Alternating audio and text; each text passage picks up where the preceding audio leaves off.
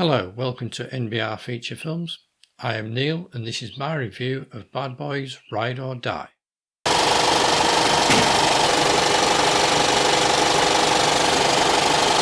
Bad Boys Ride or Die is an action buddy cop film released by Sony Pictures Releasing. The film was directed by Adil and Bilal, written by Chris Bremner and Will Beall, based on characters created by George Gallo.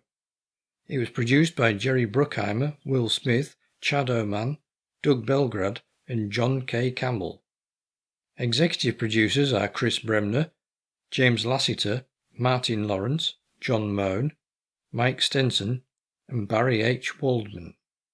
The production companies listed are Columbia Pictures, Don Simpson Jerry Bruckheimer Films, Westbrook Studios and 2.0 Entertainment. Another production company listed is TSG Entertainment.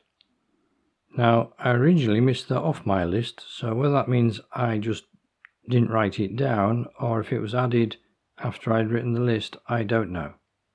Cinematography was by Robert Hivert, and the film was edited by Asaf Eisenberg and Dan Leventhal. The film stars Will Smith, Martin Lawrence, Vanessa Hudgens, Alexander Ludwig, Paula Nunez, Eric Dane, Ian Grufford, Jacob Scipio, Melanie Laberd, Tasha Smith, Tiffany Haddish and Joe Pantoliano. Lowry and Burnett are told that their late captain has been implicated in corruption, so they go about trying to prove his innocence. While trying to access the captain's digital files, the bad guys inadvertently trigger a failsafe that sends a message to Lowry and Burnett, which then sets them off trying to find the real villains. Now, as this is the fourth film in the series, I wasn't expecting much, but I was happily surprised with the outcome. It is far better than I was expecting. The acting is of a much higher level than the previous entries. So it seems that Martin Lawrence and Will Smith are getting better, or they're simply given better material, possibly because they feel more invested with the characters and possibly just more comfortable with them after all these years. The characterization is much better, so we do actually care about them more. Did care about them in previous films, but yeah, as an audience, I think we do care about the characters more in this than we have done in the previous entries. It is a solid story which flows very well throughout the film. Visually, it's got good lighting, good camera movement, good blocking of the actors. It looks very good indeed on screen. The sound was good quality, though the screen I saw it in is a 55-seat screen, and it was a bit loud.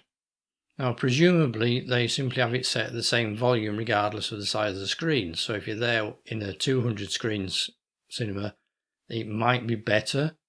It was a little too loud for my liking, but hey, it is an action film and loud is expected.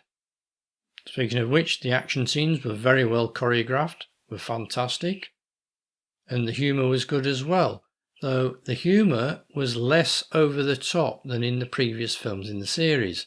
So again, it shows a maturity to the characters. I think that's really good. Now, when the third one came out, it was announced in some quarters that they were planning on a 4, 5 and 6. So hopefully I will get another entry in the series, because this one was very good indeed. So if you're into action buddy cop films, this is definitely one for you. Don't forget to click like and subscribe if you enjoyed this review. I've been Neil for NBR Feature Films. Thank you for your time watching.